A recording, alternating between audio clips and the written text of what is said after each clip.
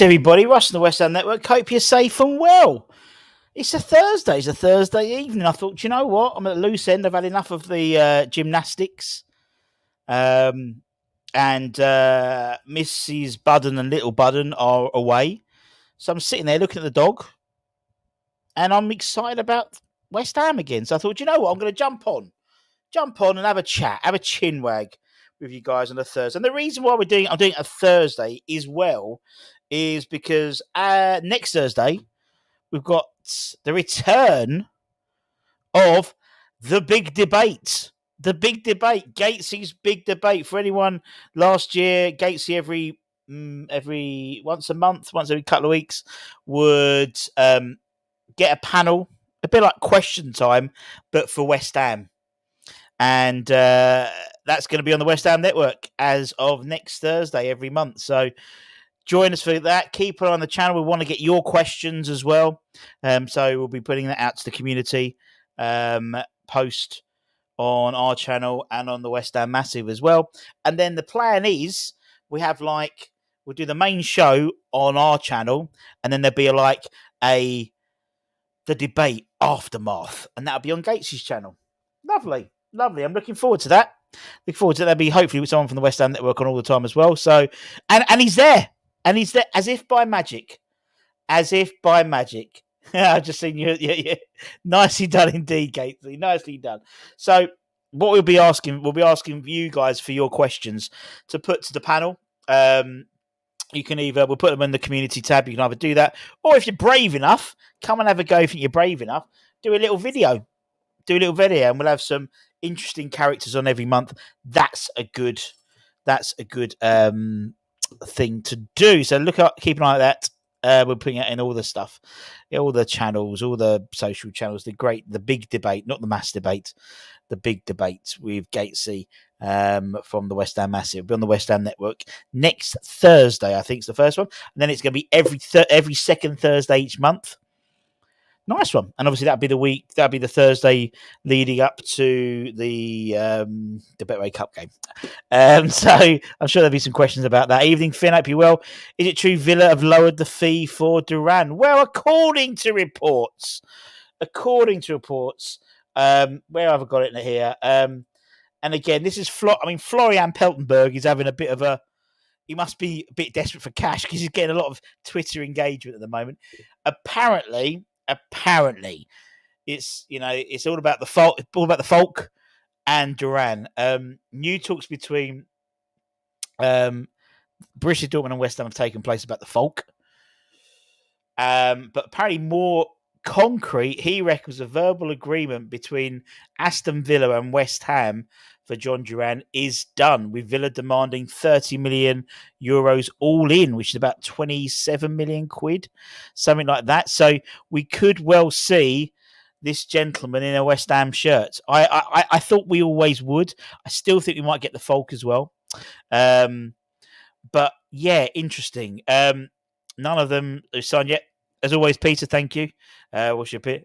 Awful, absolutely awful, mate. Have a mass debate and get Rachel Riley, and she's a Man United fan, so we can get that. Actually, talking about fans, we had Jack from Football Prizes talking to Anton about Crescencio Summerville and what that could bring to West Ham through gritted teeth, as he's a big Leeds fan, obviously, and also that we did that video to announce, obviously, we're working again with Football Prizes in next season. Some great prizes, raffle tickets, that type of thing. Really simple. Is it true? Is a decoy?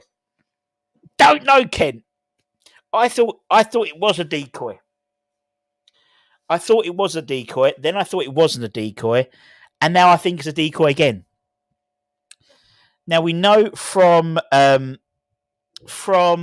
looking at if we look at the Folk, as I've affectionately called him now, if we look at the Folk in terms of what he is, and I think I figured it out. He was one of the last players that Tim Steindl would have signed at Werder Bremen before he went to Bayern Leverkusen. There's about a 3-month gap between Folk signing and Steindl leaving for Bayer Leverkusen. So he's known him for a long time. And and he's been a bit of a late bloomer. I think he gives me real Craig Dawson vibes. He gives me, in terms of being that one who could just connect with the fans a bit. He seems a bit of like a bloke. You know what I mean? Like a normal bloke. And he's living the dream. He's been a football for a long time, and he's only just hitting his peak really at the age of 31. It gives us a lot of, obviously gives us hope. You know what I mean? But and he would definitely bring a different dynamic to West Ham in terms of allowing the likes of Summerville, allowing the likes of Kudus, allowing the likes of Bowen to bomb on ahead while he does the hold up work. The only thing he doesn't necessarily do is run the channels, which I imagine Lopetegui would like. So therefore, someone like Duran, for example, was very much still in the books. And I thought we'd probably get both, but it seems, in all honesty, I reckon it's one or the other, and maybe another. I don't know. I can't second guess the Steindon chess pieces. I thought I got it, and then he throws a curveball. And if we don't know what's going on, how's everyone else meant to be going on? We could be offing up front rather than more over on it. Good point. Indeed. What a relief. Turned out to be a smack. Well, we don't know, Epic. We still don't know. Very well, mate. Hope you are well too, Leslie. I think it's Sabre. Wasn't she a female wrestler in the 2000s? Rattling to Villa, and we can get Duran, but after we've played each other. Possibly. He is a bit of a battering ram, and he would, I think, really endear himself to the West Ham fan base. It's probably a 50-50 split in terms of people who want the Folk to not want the Folk. So it'll be interesting to see what happens going forward. I think we'll have to wait and see in terms of the next one. I think we'll get Summerville in. I mean, we were led to believe, according to reports, that that Tim was flying over to Germany to get this sorted. There was also reports by Sean that Folk was flying over here. I don't understand it. It does seem there has been a lessening. Villa are trying to make moves as well at the moment, and I think everyone's trying to move pieces around. I thought we'd get a lot, and we said it at the beginning of the week that this week was going to be a busy week for West Ham. All the players are coming back from international duty. Areola and Bowen have left London. They're flying to Florida today or tonight. We know that because a couple of fans on the same fucking flight. Fucking touch. Could you imagine if you're in the queue and there's Areola and Bowen in front of you? Like, I bet, oh, fuck off. It's like a 7-hour flight, isn't it? Oh dear. But I know they're over there, and all the international players are now meeting up with their club teams now. So you're going to start seeing a lot more movement for sure. Was it Atletico Madrid and potentially Conor Gallagher as well? Moyes' lovers must be gutted the geezer is doing fantastic this window. Epic. Lay down your swords, my friend. This is a new era now. We're in a new era. What we got here, when I read the tweet from Peltenberg, I thought it was saying we're getting Duran once we paid them for fault. No, it doesn't. No. You're right. You're right, actually. If you read it, if you read it, it does read it. If we don't obviously know that we're after Duran,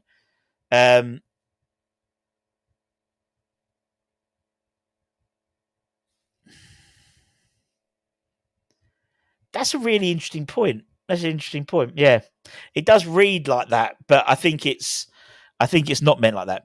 Have you heard about the floods in Scotland? No, although it is. Right, it's raining. It must be raining. Don't get me wrong. We shift one or two, a lot of German strikers as well. Yeah, but I don't think we'll shift them. I think Ings seems to be happy with his role with Lopetegui, and I think Antonio. But Antonio's already starting, isn't he? I want to fight for my place. I want to do. These are the same things that fucking happened with Scarmacker. Karina, good afternoon to you. Good morning to you. Floods of tears, another hit. Oh, okay, very good. Oh, is he finished now? Is he out now? Hope this transfer doesn't fall for over a few million. Are we looking to sell Antonio? I think we'd be open to offers, but I think we might not just I just don't know what's going to happen there. Is it Sable or not Sabre? Sable was the name of the company that Dunder Mifflin comes in the office, America. I mean, it could be an amazing. Yeah, you're right. I mean, if we get the 3 in, okay. If we've got 3 first team already, 3 academy in already. If we get in AWB, if we get in Summerville and a striker, I would suggest we're a centre back away from the perfect window. I think we need 2 centre backs. Now, we have been linked with going back in for Tadibo, whether you agree with that or not, but it seems we're trying to capitalise on Juventus' issues. We have apparently been looking at Joe Gomez as well from Liverpool, which could be an interesting one. Bit injury prone, but could be a good player on his day. I don't think, people say, I'll pay up Zuma's contract. They're not going to pay up Zuma's contract. It's going to cost them too much. They've got him for a year. I'd almost see him as like the Angelo Bonner role this year. You know what I mean? Comes on when he needs to. Might play one in every 2 or 3 games, maybe one in 4 games, and then off into the sunset. Again, it looks like Atletico Madrid have pulled out. There's not many takers for him at the moment, so he might still be hanging around, which is good. It's going to be good competition for him and Kilman. Although you think Kilman's got the shirt because it's Lopetegui's number 1 choice. And we still got Mavropanos as well. And that's not even talking about Caelan Casey as well, potentially. If Duran did happen, he won't play first game of the season. More smoke screens of the Battle of Jutland, indeed. He is Brock Lesnar's Mrs. Brock Lesnar, indeed. And SummerSlam on the same time as West Ham play Crystal Palace. Get the big German in. I would mind. I want this man. I want this man because I can just think of the social media content. Just think of Jack doing, I don't know, Oktoberfest with the folk. That'd be hilarious. Hilarious. So we just buy him just for the social media. Let's go bonkers. That's what I want. Let's get both of them. We spoke about Barry Imaz. Apparently we have spoken to his agent. See, for me, now we've got I think we can see plan A, plan B, plan C. I think plan A is still Duran. I think plan B would be Nicholas if we don't get Duran. And plan C may be Elo Wally, for example. People are like, why don't we get Jota? Why don't we get Jota Silva? Well, because clearly we were, the Summerville deal was more along the way than we thought it was going to be. Otherwise, we'd have probably bought him for £7 million. Evening, would like some official news. Hopefully tomorrow. I think could be, although bizarrely, all of them have said that. Well, the one I don't understand is the Summerville deal, because apparently, he's passed the medical. He's unlikely to play on Saturday because he's got a slight injury. Apparently, that's why he wasn't in the squad for the game against Schalke. I think it was at the last weekend. But apparently, we haven't agreed that we still got some dots to the I's and cross the T's or whatever. But Leeds let him go on the medical, so I don't really believe that as much. So I think there will be some movement on that. Personally, if we've got, I could see. I mean, if it happens, it could happen tomorrow, and he could fly it tomorrow. I don't think he would. I think it's particularly if he's got a slight injury. Wouldn't see the point of him going over there purely as a vanity project. Really, they can do all the social media stuff and all the videos here, and he can fit up with the team at the weekend after the weekend. So we'll see. Afternoon, Lawrence. Hope you're well. Looks like 5 more. Some of you OVB to Debo. Well, I tell you what. If we got them 5, I think Dan Fandango would be, well, he'd orgasm because he loves Fafana. It's interesting. Some of these things. I think the Fafana and Taliba, I think, are slightly less. When we did the Rusty Wimmer ratings, the original Wimmer ratings at lunchtime, and I put them I think I put Fofana like 40%, 4 out of 10. I think I put Todibo at 50-50 because it was either us or Juventus. It's either us or AC Milan for Fofana. And it just seems like the Italian clubs aren't putting out. We know that Juventus need to sell. That's why they've sold Matteo Sule to Roma. We were obviously heavily linked with. Some people said he was coming in. He's gone to Roma. He's gone to Roma to play with Dybala and Paredes. And they have to sell more to generate enough funds to buy. I think Coop Myers they're looking at for about 45 and they want 65 or something like that. Yes, Alvarez did propose for his girlfriend in Bali. Ings will be available for his season. Summerville could use providing. I really hope he gets a chance. It's no fault of his, indeed. Very good. I don't think yes signed Summerville. What? I don't understand. Central midfielder. The thing is, we've got Freddie Potts. And people want the academy players integrated into the first team. Freddie Potts comes in as Alvarez's number 2. Problem solved, surely, yeah? That's what people want. People want the academy players involved in the first team. That's what you do. You buy another midfielder, Freddie's positions drop down, Lewis Orford's positions drop down even further. But Trudge, that's what people want, though. They want the youth integrated, and there is a classic example of you can integrate them, and then some people want more with midfield. You still got Suchet, you still got bloody JWP as well. It would be a very. I'll be fascinated to see how it all works because you've got a lot of exciting talent there, and you're getting exciting talent off the bench as well. So at the moment, you got if Summerville signs, in essence, you got behind whoever the striker is, Summerville, Kudus, Bowen. Sign me up for that. Plus Luis Guilherme on the bench. Paqueta maybe is an 8 alongside an Alvarez. Fucking outscore this lot this season, I tell you. Yeah, I mean, I don't know where we're looking for that at the moment, so we'll see. Would be great. Can't seem changing mind. I want Falk loan out or sell Ings. I don't think anyone would want him, maybe. We should have got Fofana last season when there was no competition. Well, as you said, that was a Moyes thing, wasn't it? Tim put him. They went to the Arsenal game, wasn't it? And he was the best player on the pitch against Monaco. But nothing happened there. We might have not shipped so many goals. Well, that's right. For me, the scoring goals weren't the issue. It was the actual goals we let in. And as I said, if we'd let in 15 less, we'd be in Europe this year. I'd definitely agree with that. I definitely think that would have happened. So that's for me the important thing. Let's sort out this defence. They've got Kilman. They're going to hopefully get AWB over the line.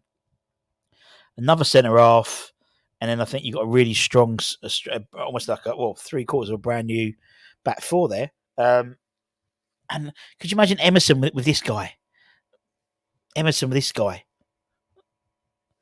The two of them. And Paqueta just dropping into that 6, just playing the triangles. Fucking hell.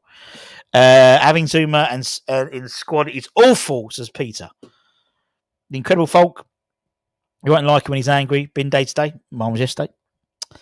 You don't think we have agreed for when his contract expires? That's why we bring in Falk. Makes sense. Could be. He's got 1 year left in his deal, isn't he? I think in terms of John Duran, possibly. Which is why when someone says, "Oh yeah, we're going to put in a loan with obligation to buy," that won't happen because he's in the last year of his contract. I think so, maybe, but I just think, Florian Peltenberg says it's all done. It's all done with him, and the thing is, it has gone very quiet on the Duran side. Like it went very quiet on the Summerville. We was at a situation where it was like, okay, nothing's happening. Oh, there we go. Out of the blue, the Summerville thing went very crazy. I bet it does surprise me how Villa have gone very quickly from 40-30. So I would wait and reserve judgment on that until we get the. I think I put Florian as like the second tier. Top tier in terms of ITK would be X and Fabrizio and David Ornstein. The three of them aren't perfect at all, but I think Florian's just below that. Hope he doesn't folk off at the last minute. Number of clubs interested in Stuttgart, also interested in him. Was it Atletico Madrid interested? AC Milan were, but pulled out. We have to bid the competition. We'll struggle to match ours. Well, we've doubled what basically AC Milan have offered. So, yeah, it's up to Monaco. I mean, Monaco have a gentleman's agreement in place, apparently, to sell Fofana this summer. But if they can get twice from us than they're going to get from AC Milan, makes sense to come to us. The issue is Fofana has his heart set in going to Milan. Now, the other option is Fofana could go, actually, I don't want to go anywhere. I can sit on the bench for a year and then go to Milan next year. That could happen. I could see 3 by Monday. Wouldn't it be nice, right? Like old school signing. Remember we signed Di Canio and Mark Vivian Foe, God rest his soul, the same time. When we sold, I think we bought, I think it was Razor and Javier Margas. And it was press conference. There was a manager in the middle, 2, and they're all in the shirts. We sign all 3, and all 3, one wears each of the new shirts, and we get the away shirt, we get the home, we get the third strip out. Perfect. Russ, I have today. You talk so much more sense than me. Thank you, Mick. It's very, very kind. Very kind. I was going to wait for his. That must be and. Everyone makes sense. Everyone's. That's the whole idea. Something for everyone. They have a lot of assists. They certainly do. I would think so. I would think tomorrow would be some sort of formal. If he's passed his medical, if he's already agreed a fight, it's either a 4 or 5 year deal. Then I can see that being announced. The only issues is things like all the social media and the media stuff, and obviously half the team is in the States at the moment. So it will be interesting to see what happens in terms of like the first interview, and it's still a significant amount of money we're spending on this guy. So you'd like to think that they do a decent job on him. So obviously Anton Fernand's been doing the interviews recently. I think maybe it could be last year was Chris and James and Ginge did them. So maybe I haven't text Chris. I'll see if he's been booked in. Manu's big signing out for the 3 months. What a shame. He does. That's the trouble, isn't it? Oh, yeah, Lenny Euro out for 3 months, and the other one, and isn't Hoyland out for a few weeks as well now. We should play some good stuff, hopefully. Barry, Russ, mate, hope you're all good. Take why. Your Pots.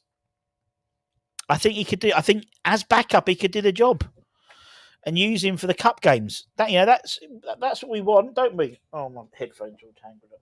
That's what we want. We want to have the youth team involved, and that's how you involve them. There's no European games this season, so it's got to be the cup competitions, or when invariably Alvarez gets suspended, because we know Souček and JWP can't play that position. I wouldn't be surprised if one of them ships out. I wouldn't play anywhere near CDM ever again. Exactly. Why inquire about Fofana? Well, he ain't gone anywhere, and it's not an inquiry. It's just we put a bid in for him. So we'll see. Still think Duran will be coming last minute. Could be a few 5-3. Or even like the Redknapp era. Innit? I love that era. And, Bradford 5-4. We might be seeing some good football. It might be not so exciting football. But as long as we win, that's my what I want.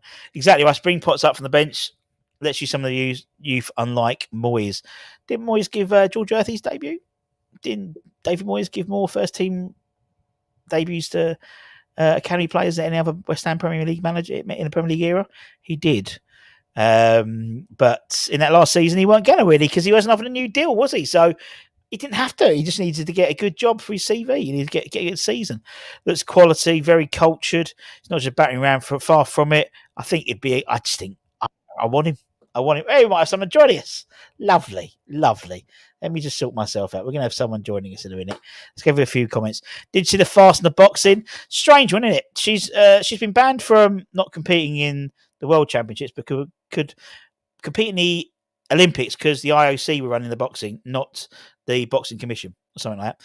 Saw that stuff about just what. Yeah, well, Grenade, as I said, it's like me in sales. If I say to someone, how much money have you got to spend on this project? No, go, we've got 50 grand.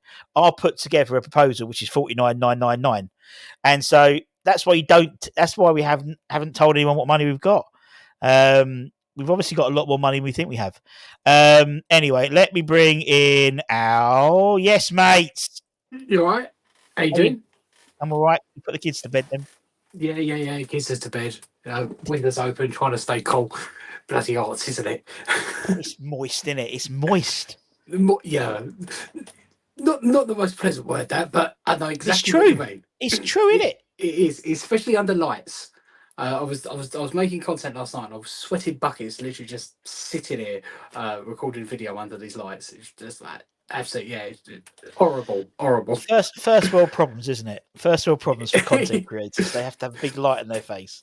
Yes, and I mean my extension, which is fully insulated, which is wonderful in the winter, but of course in the summer it just contains all that heat. And you don't want to leave the door open because you get all the flies in because they get attracted to the lights. Yes, exactly. It's like the window's open now, and a matter of time before a moth or a gnat or something will start flying in and butting around my light, bugging the hell out of me, and then I'll spend the next 20 minutes trying to find the fucker.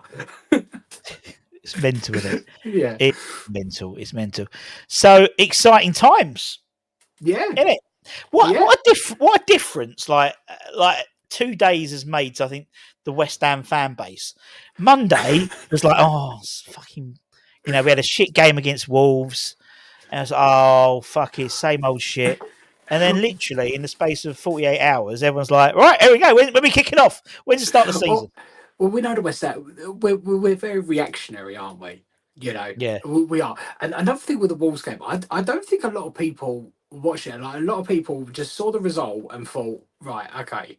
I don't know how many people actually watched it. I mean, I don't know if you did, because there was a massive delay to it, weren't there? It was a 2-hour delay, and I nearly didn't watch it, but I ended up staying up and didn't go to bed until like 4:15 in the morning, which I very much regretted the next morning when my daughters woke me up at 6 a.m. So yeah, I wasn't really with it on Sunday.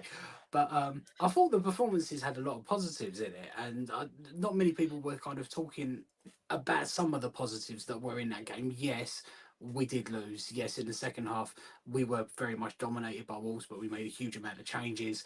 But some of the things I noticed, especially like in the first half, was the movement I thought was a lot better than what we've seen before. The passing was a lot better than what we were moving it quicker. The passing did let us down at times, but tired legs. Socek was back for the first time. Some players are not used to playing that system.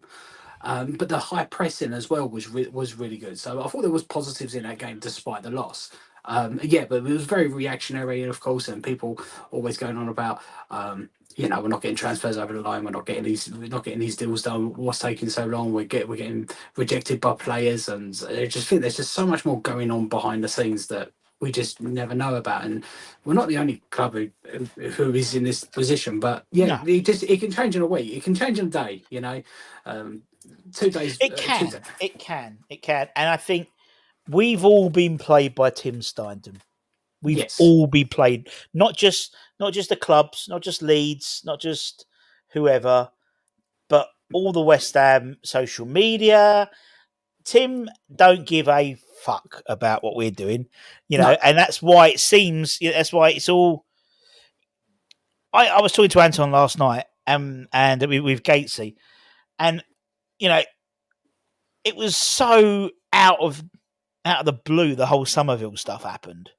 Yeah, we were led to be believed by Florian Peltenberg and all these journalists that we were walking away from the Summerville deal, too expensive, Yeah. da da da da da. And then 24 hours later, he's all but signed. I know, and I think Tim just leaks. Uh, he's very strategic in what he does, and I think he leaks certain information, especially to that ITK that you just mentioned there, who's been right at it today. Like He has. he's been tweeting non-stop, and I think there's a lot of stuff that he's putting out that is probably over exaggerating a bit here and there, making it look a lot worse than it is, because he knows he gets a reaction, and we get that a lot with some of these, and I think he's just kind of riding a wave at the moment where he got reactionary to the Fullkrug deal and the Wan-Bissaka one, and now he's jumping on the Summerville train as well. So yeah, I think sometimes you need to calm down. But yeah, Tim uses the media to his advantage to try and push deals of in other places to try and work in our favour, to work in his favour, more to speak. And I think from the outside looking in, it very much looks like the same as what we have been dealing with over the years with David Sullivan, dilly daddly in and stuff like that. But while it looks the same, I think it's actually very different, and it's actually a lot more organised and I a lot think, more yeah. planned out. I think we've been conditioned to, over the last 10 years, to be assume every deal's like William Carvalho. That's basically it. Where he sort of got, that bloke, the chairman of Sporting Lisbon, put out the email that Sullivan sent him and stuff like this. Was years ago, but we've been conditioned for that to happen. Yeah. And actually, I would hate to play Tim at chess, because he's about 3 moves ahead of me. Yeah. Yeah. But I'm all for it. I am all for it. Yeah, no, I am too. It's because it does look like we are getting some deals over the line. I don't know whether it's going to be Fullkrug or we get over the line, or if it's going to be Duran. I've always wondered if the Fullkrug deal was to try and push the Duran deal on the side to try and convince Aston Villa to reduce their asking price. I don't know if any of this is working. I don't know if it's kind of backfiring at the moment. I don't know. And all this news that's kind of just keeps on, just we're being bombarded with it about all these deals. You just never know exactly what to believe, exactly what's true. And there was reports earlier that Fullkrug had flown over, and then they flown over to the UK, and then he was on a live for Dortmund. And yeah, I've always said it. I've said it a million times. Don't believe everything you read on Twitter. Just we can report everything, and you can read it all, but most of the time things are just exaggerated for views and for interactions and engagement. And we've definitely seen a lot of that. But I'm really excited about the Summerville one. I really am excited by that. Yeah, I think I'm really excited. I think he's someone we've been crying out for years. Even I never thought Ben Rama was the heir to that left sided. He was in and out. He dipped in, dipped out. Yeah. But we've always needed that left sided to. It was so one sided, and obviously then they put Paqueta out on the left last year, and he would drift in, and he just. I felt sorry for Emerson. Now with Summerville in front of him, Emerson, and maybe Paqueta in an 8, maybe playing the little triangles that. Can't wait, man. Can't wait for Villa now. No, I think it could be a really exciting sign, because on that right hand side we're going to have a natural left-footed player who's going to cut in on their left, and on that left-hand side now we've got a right footer who can then cut in on their right. Yeah, and we haven't had that for a while, and they can all interchangeable as well. They can play in the middle, they can play on the left, they can play on the right, they can play up front, and you can change things in game if things are not working. Just with the personnel, you've got to do something different. If you see that one defender is struggling with maybe like Summerville or something like that, and you think that maybe Kudus will have a lot more luck against him, just switch him over to left. And yeah, it's just different things that we can try. It's exciting because if you try and man mark people, you try and man mark any of those front three or those behind the front three, they'll be drifting about all. And I think it was the Euro bloke who's on Twitter. He did a little bit about Summerville. I think it was for last year. It might have been in the early summer when Spurs were linked with him, and they showed his movement, and he drifts into that 10 role when the ball's on the right hand side, and so it's going to be really hard for him to be picked up. I'm really looking forward to it. If it's not just you and me, Al, we've been been graced. Another man who's put his child to bed. We're going to call this the dad stream, right? Let's bring Lukey boy in. It's here he is. It's the Holy Trinity. How are we, boys? How are we doing? I don't think the three of us have ever been on the same stream. This is like a seminal moment of the West Ham network. All four of us at the same time. Yes. It's a debut of some kind. How are we doing, mate? By the way, I don't know if it don't come through properly. No, you're okay, man. I apologise, but yeah, it's going a bit. Are you excited? Do you know what? I'm not excited. Is one word, but as many people may know, I'm not going to drag on about it. But I wanted Moyes out for a long while, right? And I don't hate the guy. I don't. There's nothing. I got nothing against him. You know, I just the frustration got a lot in the end, and I was a Moyes outer, and I was loud about it. Once he left, I just felt relieved, and I felt relieved kind of ever since. And I think obviously the Euros being on, my mind was on that, and I was like, West Ham's over there. I want to just breathe. I want to breathe it from West Ham for a minute. I want to just watch the Euros. And then England frustrated me because they played exactly like we did under Moyes. So I was like, everyone's and the old timer kicked in because everyone's going, "This football's crap." I mean, hold on, you've been telling me it's just to stick up a lip. Be careful what you wish for. Be careful what you wish for. West Ham. So yeah, I didn't really. Honestly, I went on West Ham break. So until after the final, I suddenly switched back into West Ham mode, and we'd signed 3 players, and we'd spent 30 million on an 18-year-old, which is the sort of thing Real Madrid and Barcelona do. And I was like, wow, West Ham are turning up the heat a little bit. We're starting to become like a new club, and it was good. And I've been in a state of minimal euphoria, I'd say, and I haven't. Nothing's bringing me down. Like this is like West Ham doing transfers this early. We might have even done this before, but because Moyes has been at the club for so long, you kind of forget because you just following on from his transfers and who he's brought in. Yeah, you're right. I think Pellegrini. I think we signed a few early players under Pellegrini. Yeah. But I think I remember Haller coming in fairly early. I'm not panicking at all. By the way, that was the point I was trying to make. I'm just enjoying the ride at the minute. I'm not getting thingy. So yeah, it's good. It's good. It's good.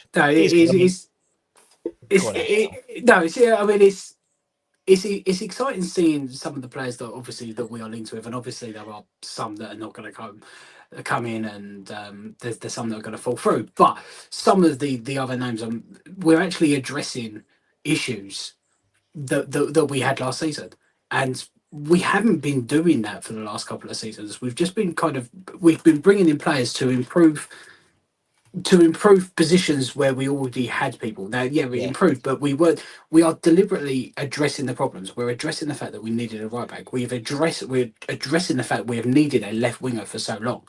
We are trying to address the problem that we need a striker, even though I'm still not totally convinced that should be our priority, and I know a lot of people disagree with that, but we scored so many goals. Scoring goals wasn't our problem last season. Defending wasn't, and we're addressing that. We are looking for another centre back as well. Considering the weird defensive team as well. Yeah, and the season ahead is. I'm still apprehensive about the season ahead because we just do not know how all these new players and the team is going to gel. You don't know how they're going to react to Lopetegui's new system and the way of playing. It may be a little bit of a transition between the two because a lot of these players are very used to playing one way over the last 3 years. It's going to be a change for them. But I'm hopeful that they can hit the ground running, and we can have a good season. But I'm still a little bit cautious about the fact that new manager coming in, you never know how it's going to start. Hopefully though, we hit the ground running. We have a great start, and we've got some great signings to do really well. And the signings that we're bringing in, I feel like a good signings, but still need to strengthen. There are still some positions we do need to strengthen, 100%. But no, so far so good, and I'm excited. I'm excited as well. I think we are. I think we're a centre. If we get, say we get AVB in, AWB in, not AVB. We're not getting a new manager.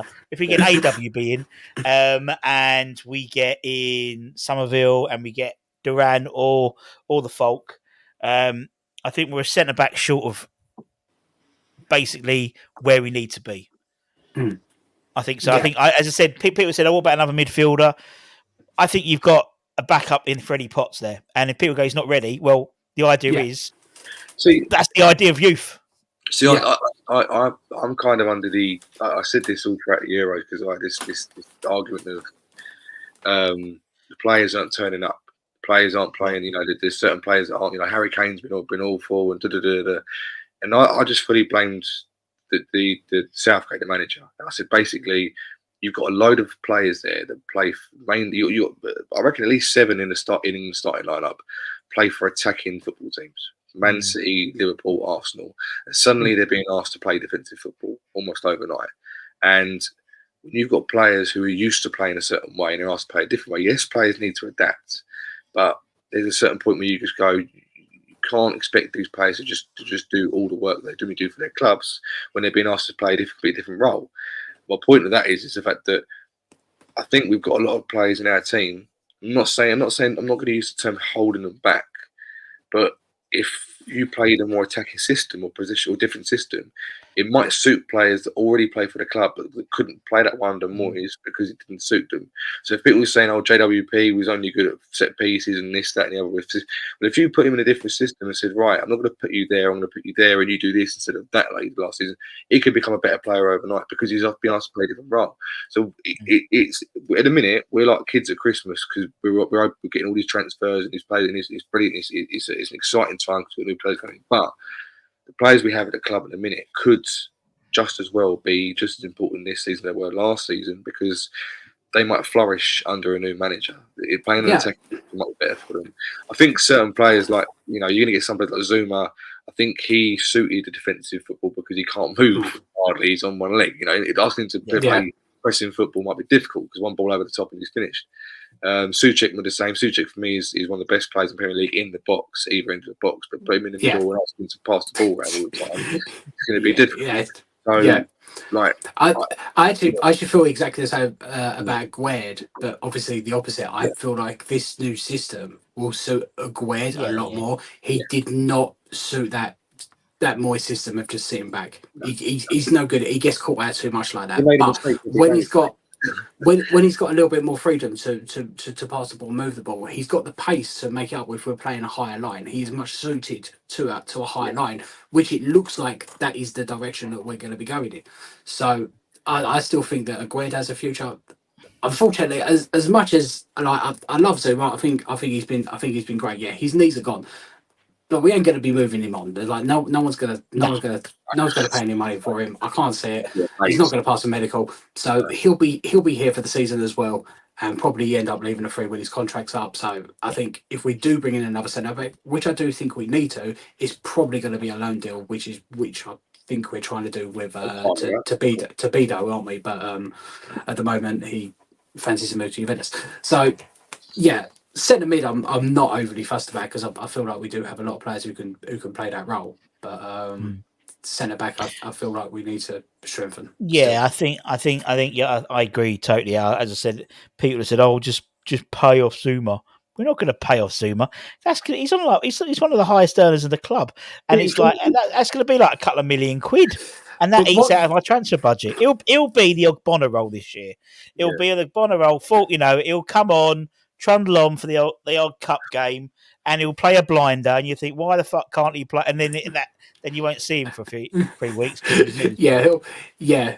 But he's also really popular with he's popular with the fact. Yeah, I mean, if you watch that bit, and he's I've seen quite a lot from behind the scenes where he's very popular, so he could be good in the dressing room still. So I don't think we need to push him out or anything like that, but I don't want to see him play a huge amount of games. No, I really don't. I mean, maybe if we're trying to defend a lead or something like that, and he comes on to show. Well, the same as what you would do. It's the same as what you do with Ogbonna last year. I mean, he'd come on, he'd play when we were down to our bare bones. He'd come on when we need a type of game at the end, and that'll be his role this year. And if he don't like it, he can then ask for it. But as you said, no one's going to buy him. He's not going to go to the Saudi Pro League because he won't pass the medical, and he'll want some ridiculous. He'll go there probably next summer for a freebie. But I think he'll hang. I think he'll hang about, pick up his paycheck. I think you'll see. I mean, I think Atletico Madrid, that they've stopped their interest in Aguirre at the moment. So he was the only one who was really interested in him. The others, the French sides, can't afford him. They can't afford his wages. I honestly do think that would be a mistake if we. It would be, letting Aguirre go over Zuma. If we can't let Zuma go, then we have to try and keep both of them, because I still do think that Aguirre could offer something. Can he play alongside Gilman? Because they're both left-footed. I'm not sure about that. But I think you can. Look. First of all, if Aguirre wants to go, then sell him. It might be in person. And once a player decides he wants to go, I don't think there's any. Unless you've got, like, the rumor is that Lopetegui is very good at convincing people to do stay with him and fight for him, or whatever. If he's done that behind the scenes, we don't know about it. Then great. But he's looked a lot more comfortable in pre-season. I think maybe playing a certain way. I find it very strange that Moyes leaves and the players still want to go. So maybe that's got to do more with the atmosphere at the club and the owners and so to do. But I don't know. But do we actually know if Aguirre wants to go now? I think it's not. Because I know he wasn't comfortable in the Moyes system. No, but I've not heard anything. I've heard it's to do with his home life. Apparently he's not settled in the country. He wants to go back. He wants to go back to. Well, if that's the reason, that's same with Dawson, wasn't it? Yeah, there was something. But my point was, my other point I was going to make was that I think we're a little bit too obsessed in football these days with left-sided and right-sided centre backs, because. Probably, yeah. No, I understand it. I get it, because there is that is, because it's possession based and stuff like that. But it's almost like the wingers now. Wingers have to be inverted wingers. It's very rare now to see a left-footed winger playing the left-hand side and a right-footed winger playing the right-hand side. But I know football's changed, but to an extent, a lot of football is now both-footed. I know, but we seem to be this team where most of our players are only one-footed and they can't use the left foot. I don't know why. If you look at a lot of the teams, for years, like left-footed centre backs, it wasn't. I know obviously football's changed and stuff, but I think that we can obsess about it too much. That they're both left-footed. They can't possibly play the back, but they can. They can just defend. It's not like if you had two right-footed centre backs, you wouldn't really think about it very much. But maybe I'm being a bit uneducated. I don't know. If someone could tell me, I'm no. I think you're right, man. I think again. I think the issue was last year. If you look at Aguirre's worst games for West Ham, they were when he was playing on the right hand side, and I get it, the body position, but I think but Zuma played a lot of the left hand side. When they were playing him with Mavropanos when Aguirre was injured, and actually. He didn't do too bad there, really.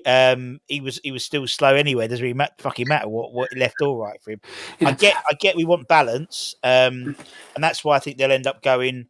Probably at the moment, it's more likely to be Kilman and Mavropanos as a two, which is quite which is exciting. But I think I'd want Kilman and another, and Talibo's right-footed and. It does give some balance, but I know what you mean, mate. I think we sometimes do get too hung up on that. Also, when you're talking about the left foot and right foot of centre backs, if you've got a left footed on the left hand side and a right foot, they can cover for the left back when they go forward. Yeah, no, I get that. They can fill it. They can fill in there, and it's more their natural side. And I think that's a plus of having it. I do agree with you. I don't think it is essential. I suppose in a way it was like Trippier in the Euros. It was like you can't play. That drove me mad. Drove me absolutely mental. He was like a check at the left back. Just when he got the ball, he just looked so uncomfortable. But yeah, no, that is a point. So fair enough. Yeah, Yeah, but no, I agree with you. It's probably something that you obsess over a little bit too much. I think we all. I think we all We do. played Zuma and Mavropanos in a lot of games. And I, they were I think it depends how rivals. you play. I I think if mean, you we were shit defensively, but we played them. but that's why system matters so much. And this is why I was just banging me against the wall against the Euros because your position with the ball is just important without the ball. And if we're going to play a system where we've got wing backs, or if we're going to play just two solid centre backs, or whatever we want to call it, we've got to think about how to fit the players to the system because, you make a good point with the whole rolling forward, but then there's also going to be times we're going to have to defend down that off. When we're at the back, or parking the bus for 5 minutes during the game or something when a player could look really good. So it's system. He said in an interview, particularly he wants to play with it. They all say this because they've got to say, I was a bit stupid, but they all say, I want to play the football that has got the best chance of getting us a win. And I just started watching the David Moyes interview with Simon Jordan earlier, and it was quite interesting how everything he said just seemed complete opposite to how he played in the last couple of seasons. Because you got to adapt in football, you got to adapt. I was thinking, how many times did we just park the bus relentlessly and still concede 5 goals and then nothing changed? And then saying, I'm thinking, I have no problem personally. I'm going to say for the record, I have no problem with defensive football. If it's good, if you can see that it's working and the players are working and it's done in the right time for the right setup, maybe not all 90 minutes. You play it 15 minutes at a certain point because that's the way the game's going. And if Lopetegui goes right, do you know what? I'll have Kilman and Aguerd for the first 60 minutes. Then I'll move to a back three and I'll bring on Zuma and a three of them can do the thing. If it fits the system, it works. I think everyone can get behind that and everyone can understand. But you got to kind of see.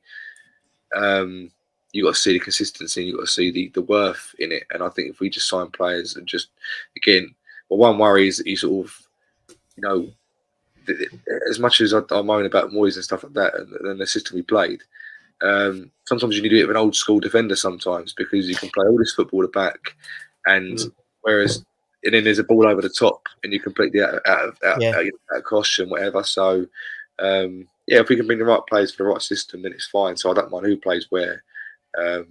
As long as they fit the system. Exactly. I think defensively we looked shot as soon as Craig Dawson left. Where I always thought it was the players next to him making him look good.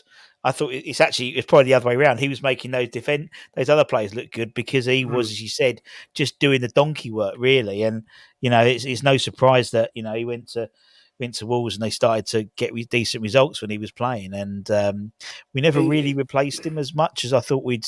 We thought, it's a shame he's gone, but actually, I think he was more pivotal than we thought. Looking back, hindsight's a great thing. I do agree 100%, and you got to love those kind of those old school defenders that just do the dirty work all the time. And they just always get stuck in, not afraid to put their body on the line. And we did not see a huge amount of that last season. Players really digging in to put their body on the line. I think maybe you saw, because we also lost Rice as well, who also did that job. He also put his body on the line on occasions. And I think Alvarez does do it, but obviously he's not as good a player as Rice. So there was a lot of reasons our defence did falter last season. One of them was probably because we lost Dawson. It's no surprise that our form started to dip after we lost Dawson because he left in January of the season before, didn't he? And the decline started happening then.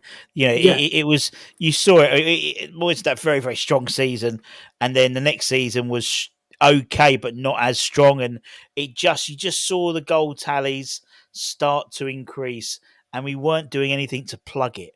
It was almost like we weren't fitting the dam. We weren't making sure we were cutting back. And I remember this going back. Obviously, the sort of the COVID games, the COVID season, the lockout season, and I would leave the stadium. So obviously, I was on the told there was no fucker there apart from me, and I got in my car and I was like, "How the fuck did we win that game?"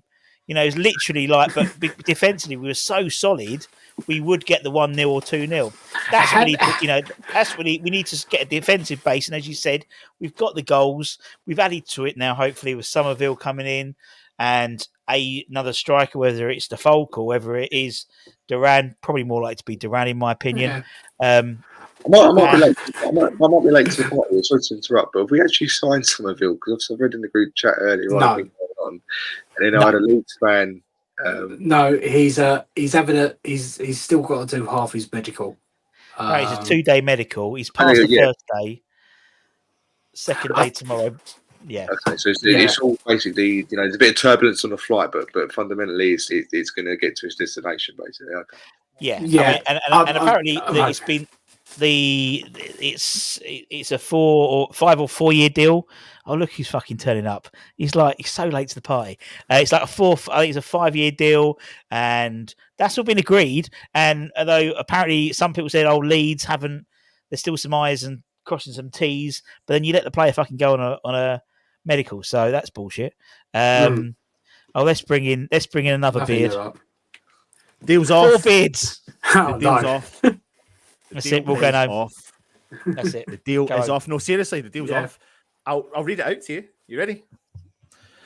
It's come from a very good source close to the club called Anton.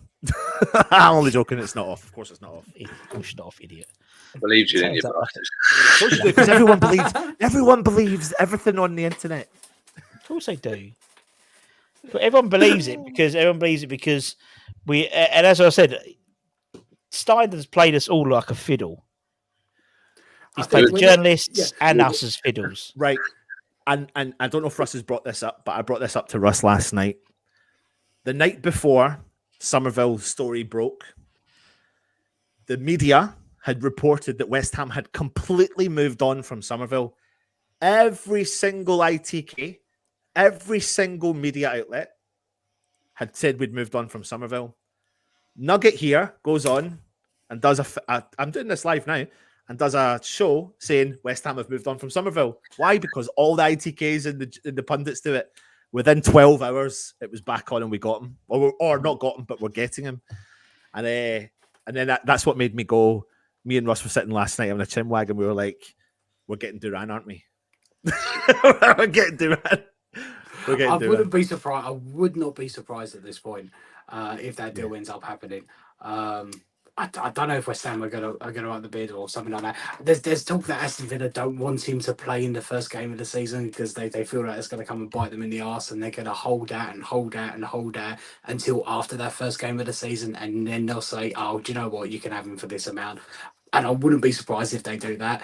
I don't even know if I'll blame them for doing that because new player or ex-player syndrome. You never wanted to come back and bite you in the arse. I also heard that Aston Villa, as part of the deal, we're going to say that he can't play in the first game, which I would. We then did go, that. We've got precedents for that. Do you remember the Snoddy deal? Was it Leeds when he went to Leeds and Big Sam was Leeds manager? It was Leeds, wasn't it? He went to and he didn't. Snodgrass. Yeah, Snoddy. When we sold him. We sold him to whoever we sold him to. I think it was Leeds, and he didn't play that game. Again, it was like the next week was against us. He didn't play, and then I think Allardyce said it was I'm pretty sure it was big. I'm going to Google it. Oh yeah, hold on. I'm Google it myself. Hold on. Definitely, it was definite Snodgrass. Definitely. With the Duran thing, like if he wants out and he's not come back, all that sort of stuff. West Brom. I'll be honest with you, I wouldn't be surprised if it happens probably sooner. To be honest, I mean, again, like I said, we don't really know that the way that these things change. Oh, Maltese Hammer! I've just had my sister around. She's just came back from Malta and had a great time. Absolutely great time. Sorry. I'm glad. That sounds like a long time. So yes, I just wouldn't be surprised. It seems to be that we're kind of doing it. Listen, question for you all though. Question for you all, or thoughts. Imagine we got. It's not really a question. It's just a comment. And don't worry, I've not been drinking either. I sound like I've been drinking, but I've not. Imagine we got 2 or 3 of the following. You always sound like you've been drinking.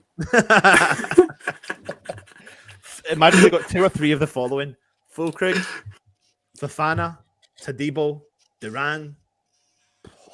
Imagine that. Right, but the Fullkrug thing, right? I'll be honest. I like my football. I watch the European football here and there, with the Champions League, all the rest of it, right? I've heard of him before. I never saw him play until the Euros, and there was this big thing that I think the German fans were saying that he should have been starting over Havertz, and what's his name? The guy, the German manager. Nagelsmann. Nagelsmann. Yeah, He wasn't doing it. Correct me if I'm wrong. I swear I heard it on the commentary during the games, and then he played, I think, against Spain, and he must have missed 2 or 3 really good headers. And I think, like, I don't know. To me, I've no problem with him signing. I've no problem with that at all. I believe in I trust any signing that he, that Lopetegui wants to bring in. Also, I'll back any player, but it does seem very like, if you're going to go ahead and like we could be going for Duran, right? Duran's quite young, robust. He looks like a very young, like you'd expect him to be like. There's no surprise in why we're going after him because of the way he looks, the way he plays, the way scores goals stuff. But Fullkrug just seems like he's like the old school target man that it doesn't really make sense if he's going to be the main. Can I add to that? Look, right, I've been thinking about this a lot today, and I've been speaking to a lot of people who are not West Ham fans, and the way that I describe a Fullkrug, Fullkrug is your typical proper foot, and I'm not meaning this detrimental to any of us 4 here right now. But the word "but" is coming. Your seasoned, knowledgeable football fan who watches European leagues. I classify Dan Fandangles as one of those guys. Yeah, I agree with that. Knows who Fullkrug is. Yeah. And I've just been talking to my neighbor half an hour ago, and he's like, I told you about him last year. And I'm like, I remember, I think you talking about this guy, and I dismissed him. And then you look at his stats, and then you go, if Duran had those stats and Fullkrug was 25, right. Probably every single West Ham fan would be like, yeah. I had the same thing. I had the same thing on when I was in work on Wednesday.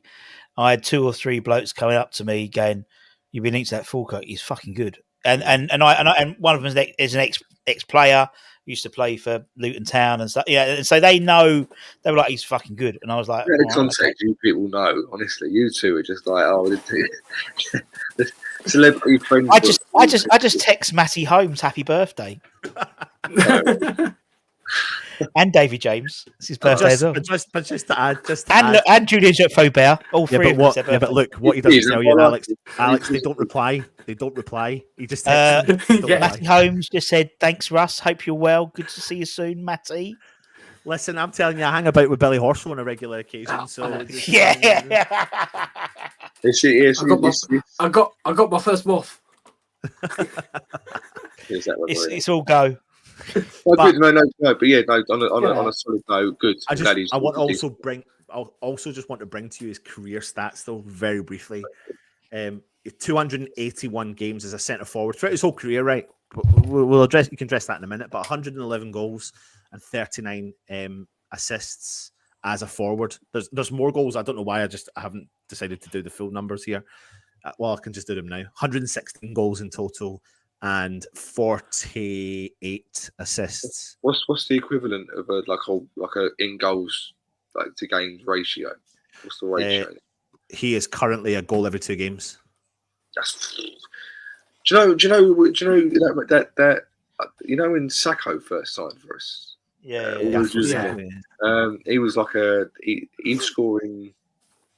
I think he did. Wasn't it like the first 20 games he had the best goals to game ratio of any new signing of the last 30 years. Yeah. And then they dried up after a while, obviously, but it was the time.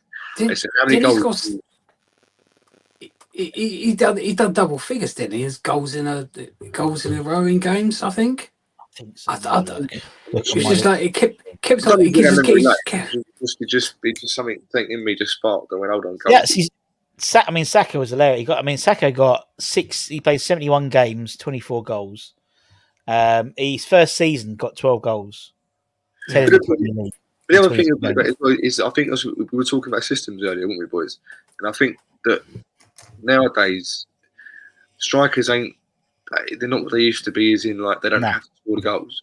They're the ones that can set up and hold the ball up. And it's like when Tony, come on for England, everyone's like, oh, well, he's the guy that's going to not exactly come on to score the goals, but he's going to open play up and he's going to allow play. And I think if we've got players like Bowen, Kudus and Summerville when he signs, Fullkrug is just a man that if you want to play it to feet, and he can set someone. If you want to play it in the air, he can win the headers and stuff like that. So I think when people sometimes say we need a striker, we need a 20 goal season striker, you don't nowadays because your goals come from your wingers or your midfielders, and it's like we scored 60 goals in the Premier League last season without a recognised striker. Really, I mean, you don't need a striker, and I think I could seriously believe it that in like 10 years' time, you won't have just a striker anyway. You won't have just an out-and-out striker. It'll be players that can play in that position. That is the way the game is going now, because you just look at our squad. Like, if we do bring in Summerville, we'll have Summerville, Bowen, Kudus, all can play that role where they can cause problems. They can run. They can make runs. They can hold up the ball. They can all do that job. And you've also got Paquetá as well, who was deployed as a striker late on in games in a lot of games last season, when we needed to kind of hold the ball up, and they could all play that role. And a striker used to be as a player that you would just see as a pure finisher, right? Yeah. If you got the ball to him, you know that they would be the best choice to finish that.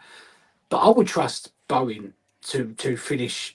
To finish a chance over any of the strikers that we've had at West Ham United over the last 5 years. I'd trust Kudus more.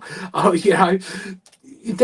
think the striker role has changed. Yeah, I think when I don't know about you boys, but I just mentioned this. But I was thinking the other day, Kudus is one of those players. I think now he could shoot from anywhere and you think it's going in. He could really try and go from the corner of the box and you think it's a cross, but actually it's a shot. And he's just got that sense, and that's what I'm saying. It's like now the striker is the support player rather than the goal scorer. And if he gets the goal, then brilliant. If he doesn't, he's got an assist or something like that. So that's why I think that Antonio is still going to be useful to us. I mean, maybe not as a main striker, but certainly to come on. I know he's getting the ump. He's getting the ump again a little bit. I don't know if he's already starting, isn't he? Well, he's already starting. Yeah, he's. The thing is with Antonio though, it's everything that you've just said there about Antonio coming. Everyone is saying it in the chat. Bringing Antonio on as an impact sub. I mean, I don't think you're going to get a better impact sub. He's going to cause, if you're tired legs and you've got an active machine, menace. And for me, that's how I genuinely think he prolongs his career. He could go past 40. If he is now, what is he now? 35? 34. Something like 34. 34. 34. Should be 35. Yeah. So if only now there's talk of him becoming an impact sub at 35, he's prolong his career for another 3 or 4 years easily. Yeah.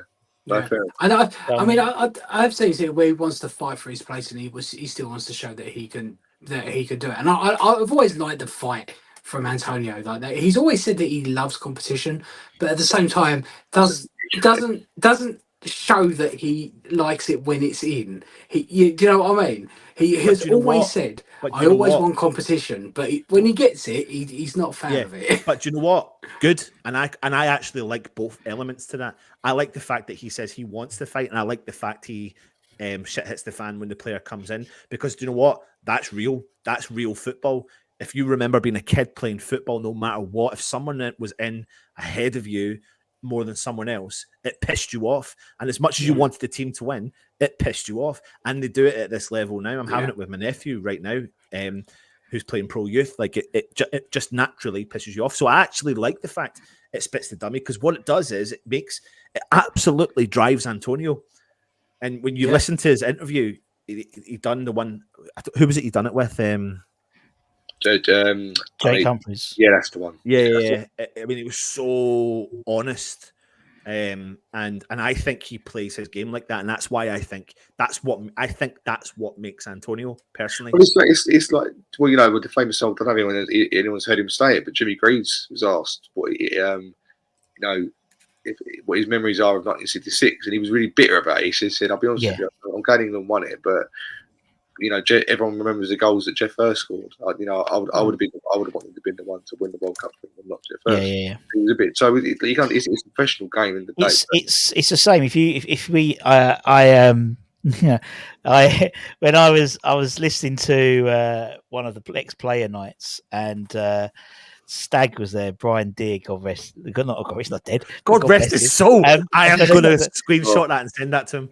Yeah, love it. But I remember I was chatting. We was watching. It was Colton was talking, and he came up behind me. He went, "I scored more goals in one fucking game than he scored in all the fucking season." Players are still like that. They still are. They still are sort of a little bit. I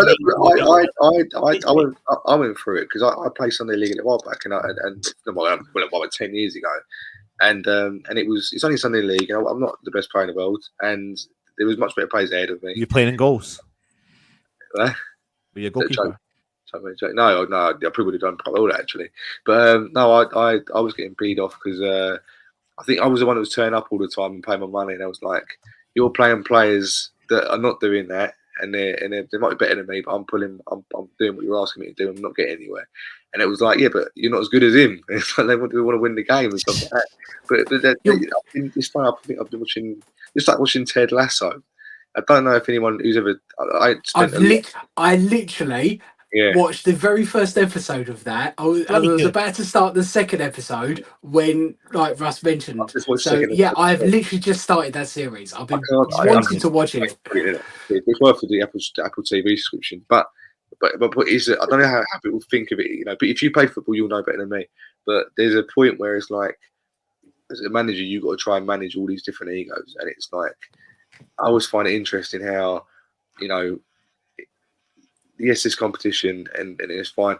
Antonio's on the Antonio subject. He's one of those players that I think he likes it at the start, and then when he knows that he's got a long time as the striker, he relaxes, and he relaxes a bit too much, and I think he sometimes gets a bit lackadaisical. But look, someone sent me a message. Someone has sent me a message, and there's an image of you playing in your playing days. Here it is. That's original. We need some new content for next year, definitely. When we beat Man United, I think 2 seasons ago, whatever it was, and basically De Gea pushed Ben Rama's shot in the goal himself, but he didn't do it very well. I was like, that is the sort of thing I would do. I look like that. He got an assist in our very last game at Upton Park, didn't he? He pushed it in. He wanted it to go in. He wanted us to win, didn't he? Yeah, thank you. I appreciate that, mate. Oh, cheers. That's fine. I'm here to please, but it's I'm yet to learn any Spanish, but it's I'm better looking than him. Beard's a bit shit. I'm better. Can't speak though at all, even English. Come back a little bit. Yeah. Right, let's move on, please. let's move on. Please. Let's move on. Running gags. I know. We need some new material for next season. So right, let's get this on board because I'm not panicking. I'm enjoying the ride. But are we saying within the next? For fuck's sake. That's my. I'm saying, for fuck's sake, that's my avatar when I come off screen. Yeah, exactly. Wasn't he meant to go to Como with Fabregas and everyone else? He was Look, put your face beside us. Go on, put your face beside it. Sorry, quickly.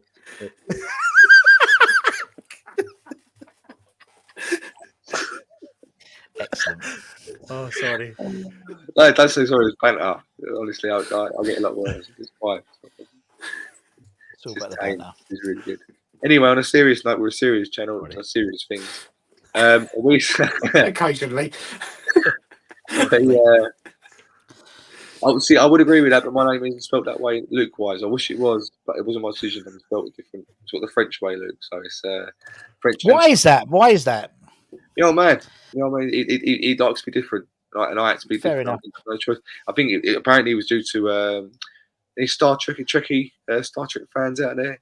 Jean-Luc Picard. Yeah. But it was to do with other things as well. So, probably got the better. You definitely got more hair than him. My hair is ridiculous in a minute. I'm not going to go into it, but it's too thick.